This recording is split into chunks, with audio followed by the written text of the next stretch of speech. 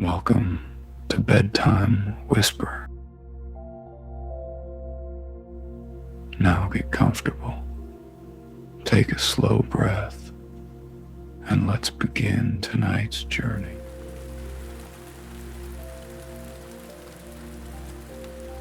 The last bookbinder of Venice. The city of Venice was at its most beautiful just before dawn, long before the tourists arrived, long before the cafes opened their doors, long before the sound of footsteps echoed across the ancient stone bridges. At that quiet hour, the canals became mirrors. The water reflected the pale sky above, and the city seemed to float between dream and reality. On a narrow canal hidden away from the busy squares stood a small workshop with faded green shutters. Above the door hung a simple wooden sign, the Bookbinder. Many people walked past it every day without noticing.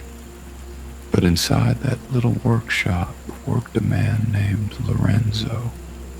Lorenzo was 78 years old. His silver hair curled gently around his ears. His hands moved slowly now, but they remained remarkably steady. For more than 50 years, he had repaired books. Not modern books, not books fresh from printing presses. The books that arrived at Lorenzo's workshop were often centuries old. Some had crossed oceans. Some had survived wars. Some had spent decades forgotten in dusty attics. And somehow, they all seemed to find their way to him. Every morning, before the sun rose above the rooftops of Venice, Lorenzo would unlock his door. The hinges always made the same gentle creaking sound. The scent of leather, paper, and old wood greeted him like old friends. He loved that smell. To him, it smelled like stories.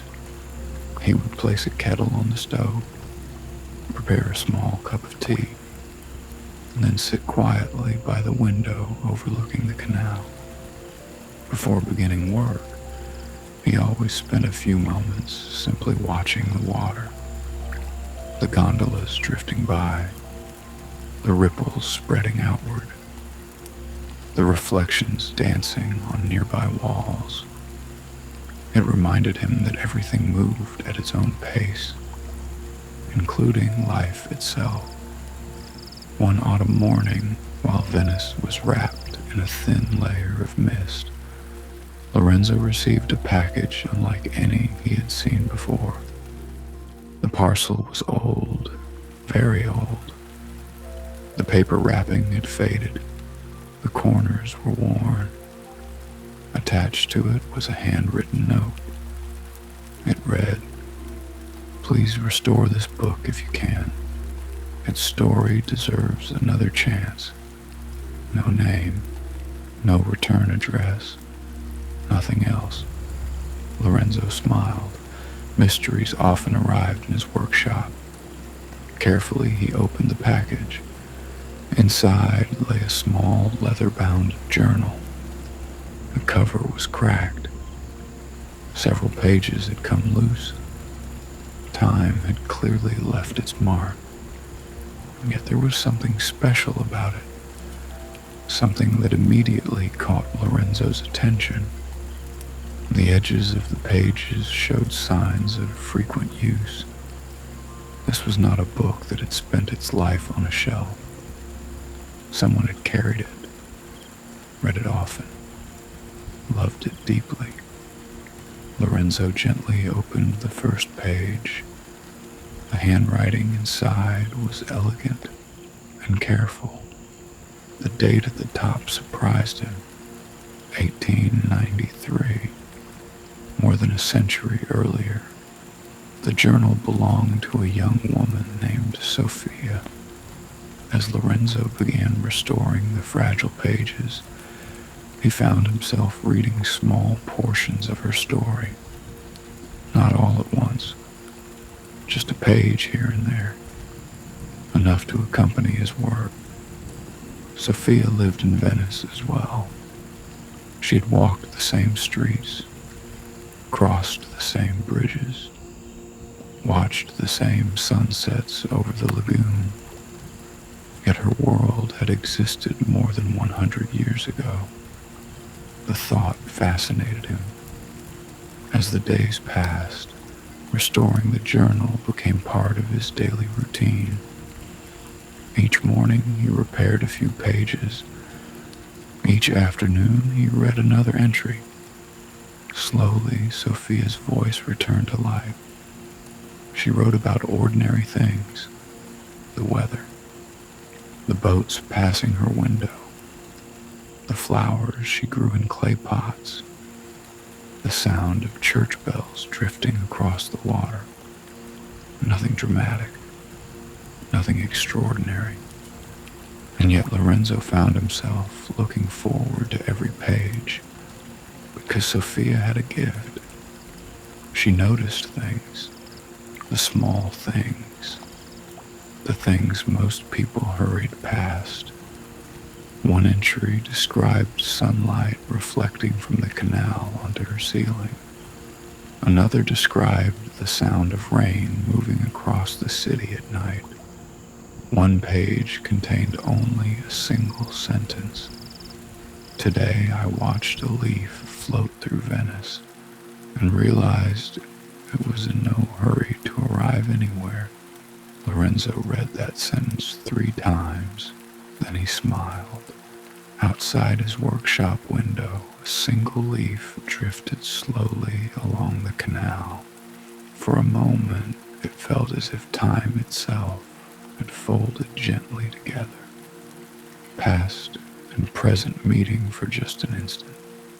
Weeks passed. The journal slowly regained its strength.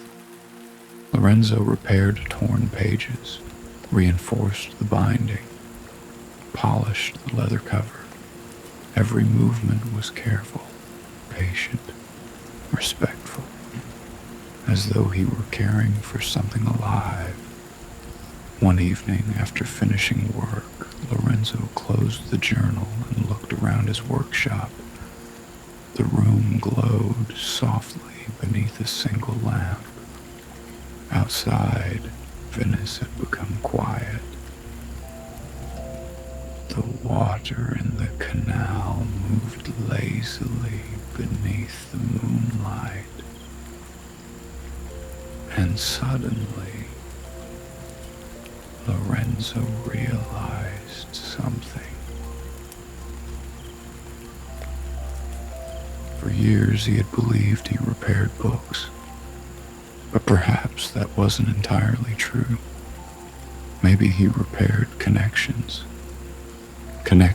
between people, between generations, between moments separated by decades. Every book carried a voice, and every repair allowed that voice to continue speaking. The realization filled him with warmth. The following morning brought gentle rain. Tiny droplets tapped against the workshop windows.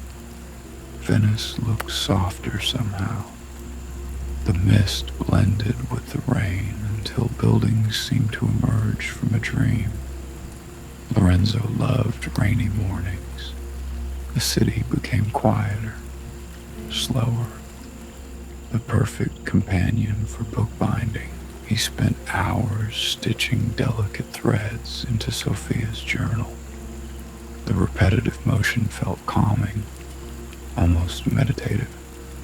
Thread through paper, pull gently, turn the page, repeat. Outside, rain continued falling. Inside, time seemed to slow. And for Lorenzo, that was one of life's greatest gifts. Not speed, not achievement, not constant activity, but slowness, the kind of slowness that allows a person to notice beauty, a reflection in water, a distant bell, a warm cup of tea, the sound of rain, the texture of old paper beneath one's fingertips. Many people visited Venice searching for famous landmarks, the grand palaces, the historic squares, the magnificent churches. Lorenzo understood why. They were beautiful, but he believed the city's true magic lived elsewhere, in quiet corners, hidden canals, unexpected moments, the places where nobody rushed, the places where life simply unfolded like a story, one page at a time. Eventually, the restoration neared completion. Only a few pages remained. Lorenzo found himself slowing down even more than usual. Part of him didn't want the project to end. He had come to enjoy Sophia's company, even though more than a century separated them. One afternoon, while restoring the final section, he reached the journal's last entry. The handwriting appeared slightly older, more confident. The final page read, "If someone reads these words many years from now, I hope they remember that a good life is not measured by how quickly it passes, but by how deeply it is noticed." Lorenzo sat quietly for a long time. The workshop remained silent. Even the rain had stopped. Outside, sunlight emerged through the clouds and illuminated the canal. The water shimmered like liquid gold. He looked out the window. Boats drifted past. People crossed distant bridges. The city carried on exactly as it always had, and yet the moment felt extraordinary. Not because something had changed, because something had been understood.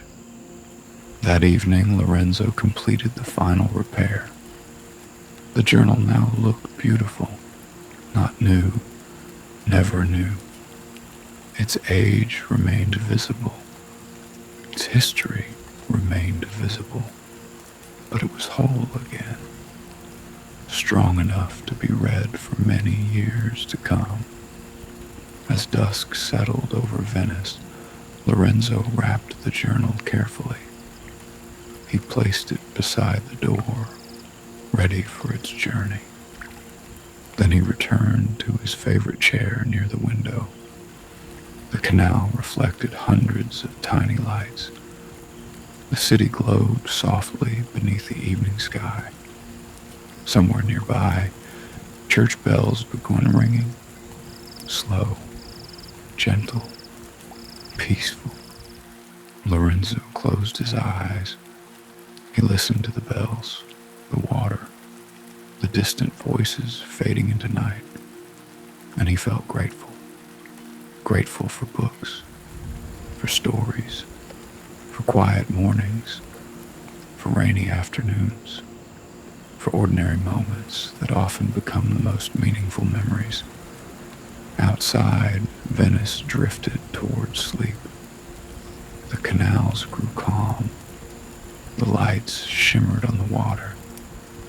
And in a small workshop beside a hidden canal, the last bookbinder of Venice sat peacefully by the window, not wishing for more, not rushing toward tomorrow, simply enjoying the beauty of this evening, this moment, this breath.